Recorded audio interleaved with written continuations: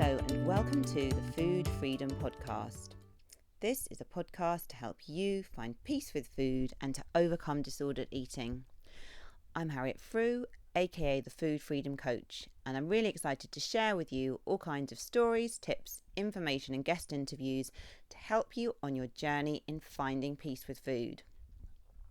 So today I'm really excited to let you know that this is my 20th episode. So it's still a fledgling podcast, but definitely not a tiny baby anymore. So thank you to everyone who's been listening over the weeks and also for all your kind feedback. I really appreciate it. And do send me a direct message on Instagram or let me know in the comments below if there's a particular topic that you'd like to have covered in the future. And just to let you know, I've got several more guests lined up, so do stay tuned for those episodes. Today I want to talk to you about dealing with feelings and understanding why you may use food as a coping strategy. Because if you're struggling with disordered eating, you may well struggle to deal with your emotions in a healthy way. It's very common. And this is usually not a conscious decision.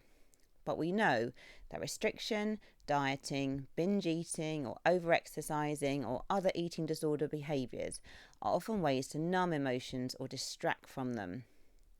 Because these behaviours leave you very preoccupied with food and your body and not able to think about too much else. So this can be a coping strategy. So if difficult things have happened in your life or you're feeling unhappy, or there are problems in your relationships, then disordered eating can protect and keep you safe. It's almost like being in a bubble. You're a bit disconnected from the world and you're just kind of in control of food. But although this can feel safe and there are many drawbacks to this, it helps you keep behind a protective wall and not dealing with some of the emotions that might be a bit overwhelming to face. And it actually creates more problems as time goes on. You know, what initially starts off perhaps as an effective coping strategy quickly does become something very different that becomes quite destructive and unhelpful. So I want to stress that using disordered eating to cope is often really unconscious. And you might become adept at distracting or avoiding from feeling your feelings and you don't even realise you're doing it. And there might be some reasons for this. So possibly you may not have had the support early in life or around a stressful time that you were going through to help you process feelings in a healthy way. And this isn't to blame caregivers because sometimes life is just very stressful and there's so much going on and people just can't be as emotionally available as we need them to be. I find as well that it's quite common that when people come into therapy, they don't even realise sometimes they have a problem with dealing with emotions. They might just know that something's not quite right, but they can't really understand exactly what. So think as well, it's quite common that you have the assumption that underneath an eating disorder is deep trauma or a really dramatic event. And of course, this is certainly true for some people. However, it's actually much more common that it's more the drip impact of various factors over the years, which adds up to creating problems. And it might be things that don't seem like a particularly big deal at face value, but these factors are actually a big deal when you add them all together. So if from very young you weren't able to talk openly about how you were feeling, maybe in your family, because maybe there wasn't an adult around who could listen to help you name your feeling and also guide you in soothing it, then you can't expect this is going to come naturally. And it's worth saying as well that you can come from a really kind and loving family who showed you a lot of care and love.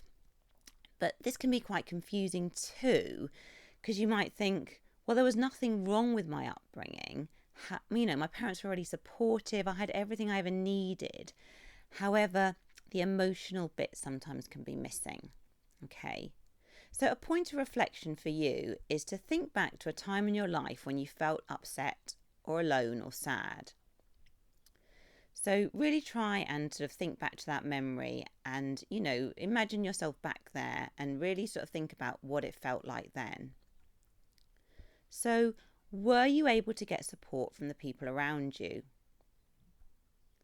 Now, I guess this is quite crucial because as human beings, when we're upset, we really do need helpful support to help us work through our emotions. Because our emotions are there for a reason. They're letting us know that we're distressed or upset or whatever it is. They're not just going to go away. So say if I feel sad, I might cry, I might phone my closest friend and talk about what made me sad. And hopefully, she'll listen to my upset, she'll empathise, she'll ask open questions so I can talk it through. And if I see her face to face, she might even give me a hug out of COVID or just be with me.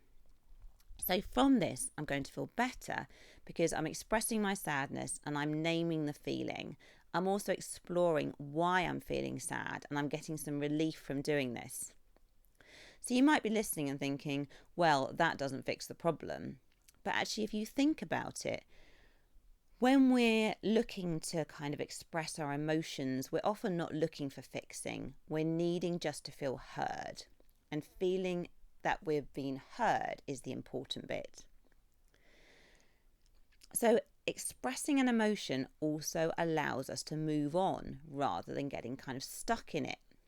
So if I'm upset, I might have a good cry for a while, but it's unlikely that I'll cry for 24 hours solid, perhaps unless there's been like a really sad bereavement or something that's been incredibly distressing.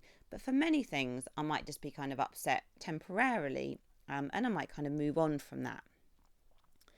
But just imagine if I phoned up my friend and she said to me, just think positive, worse things happen to other people. And of course, this is when I've just like poured my heart out and kind of expressed my deepest sadness and emotion. Now, if my friend's just saying to me, just think positive, worse things happen to other people, I'm probably going to feel quite guilty for having that feeling, aren't I? I'm probably going to think, oh, I shouldn't be feeling this. It's true. Other people do feel worse.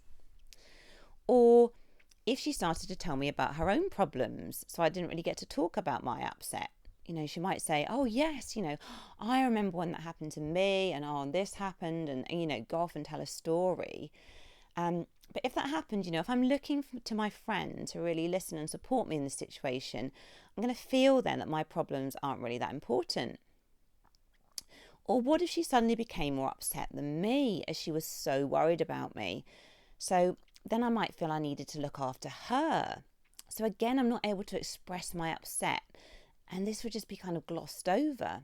Because, if we're looking for someone to support us and then they get really upset, we might feel, oh no, I'm a burden. When I talk about my feelings, other people can't deal with them. I'm too much. So we might think, oh, I mustn't do this. Or, what about if my friend ignored the problem and tried to change the subject? I'd feel really invalidated by that, wouldn't I? I'm trying to talk about my feelings here and, I'm just not going to feel heard. I'm going to feel that she's not interested. So in all those instances, I'm not going to feel great. I'm not going to feel heard or listened to. I might think, well, I'm not going to do that again. That wasn't very helpful. So the next time I feel sad, I might keep it to myself. Maybe I have a glass of wine to numb the feelings. I might just try and pretend it didn't happen. I don't have feelings. I don't care. I might just try and put in a kind of pleasing front. Everything's fine. It doesn't bother me. I might start to use food. And if I'm really bottling up a lot of feelings, I might venture into self-harm behaviours. But this doesn't actually help me deal with the sadness. All those things I've just talked about, they're kind of short-term fixes to try and put a sticky plaster over the feeling. But the feeling sad would still be there. And I think the tricky thing with emotional coping is that often we really want to be able to be supported by good friends or caregivers. I mean, it's a really natural thing, isn't it? As human beings, as a little child growing up, you so want to be supported and you kind of expect that the people around you that supposedly love you are going to be able to support you in a helpful way. So when the caregivers are around us, perhaps when they don't respond helpfully, we can become really self-blaming and believe there is something inherently wrong with us. Particularly if disordered eating started for you in your teens or earlier, then you're still developing and learning about the world. And if you don't get the right support in learning to deal with your emotions, then the disordered eating gets more of a grip and becomes the known way to kind of get through. Again, I'm not trying to kind of really berate carers. I'm a parent myself and I know I often get it wrong. And I think in the main, carers are often doing the best they can. That's not true in all cases, but I think in the majority of cases, people are doing the best they can. And I guess a parent who's never had their own feelings validated and heard is going to find this so hard to do for their child, because it's almost like a language that they never learned. Okay, so they don't even realise perhaps that they're not doing it. But the good news is you can learn to develop a healthy relationship with your emotions. And if you feel a long way off from this, where you'd like to be at the moment, you might need to have some therapy, because if you've been bottling up emotions for years, when you first start to take the lid off those emotions, it might feel all a bit overwhelming to deal with on your own. So it can be really helpful to get some support in doing that. Because I guess in therapy, hopefully in most cases, your therapist is going to be someone who offers you a safe space and time where you can actually start to begin to think about your feelings, express your feelings, and do this openly, where in a way you're with someone who's going to listen to you, who's not going to judge you, and is going to let you bring all the feelings. And that's sometimes quite hard to do with the people closest to us in our lives, because sometimes they can just be a bit too close and they want to be helpful, but they're just too close to be able to be helpful. But day to day as well, you can begin this journey yourself. So one of the things to be able to start to feel your emotions a bit more is to start to slow down a bit, because often people that are very good at avoiding their emotions are constantly busy and doing. So in a way, they don't get a chance to feel. And that could be through like disordered eating or over-exercising or binging, but it could be through overwork or other things as well, other things that we can use to numb or distract from our feelings. So one way to help with this as well is you could start to do a journal. Just write down anything that comes out of your mind. Really, just get it down onto paper. Thoughts and feelings, just get it out. If you have someone close to you who's a really good friend and who's a good listener, you could talk to that friend as well. And hopefully as well, with our friendships, that can be a bit of a two-way process. If you find someone who's if you've got a really good friend, hopefully sometimes you can listen to them and sometimes they can listen to you. And that's a kind of reciprocal support. You could practice meditation as well. And there are lots of ways of doing this. And, that could be a whole nother podcast. But really often with meditation, it's about just kind of slowing down and kind of being quiet and just starting to be more aware of your thoughts and to kind of, be able to kind of listen more to yourself.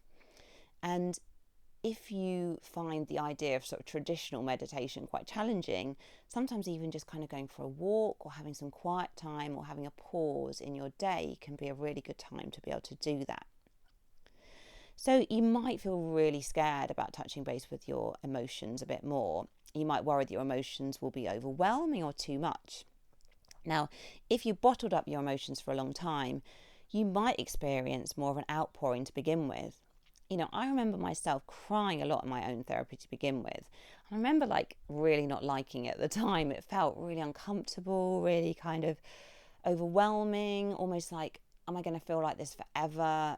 Really it was quite painful, but I guess it was also really healing. And over time, actually, I started to feel much better because I wasn't holding all that inside anymore. So it's healthy, though, to let our emotions out. Keeping them locked away is not beneficial. And once you release emotions more healthily, they don't tend to build up into these massive volcanoes waiting to erupt. They tend to ebb and flow in a much more manageable way. And interestingly, allowing yourself to experience more sadness and upset and anger and negativity also allows you to experience more joy, happiness and excitement. Because when you cut off from your emotions, it leaves you emotionally numb. So you tend to be a bit numb from everything. So have a ponder. How do you deal with your feelings? Have a think about why this might be so. Reflect on your early relationships and how people around you responded to your feelings. And think about how you can begin to develop a healthier relationship with your feelings going forward. So if you're not following me already, do seek me out on Instagram at the Food Freedom Coach.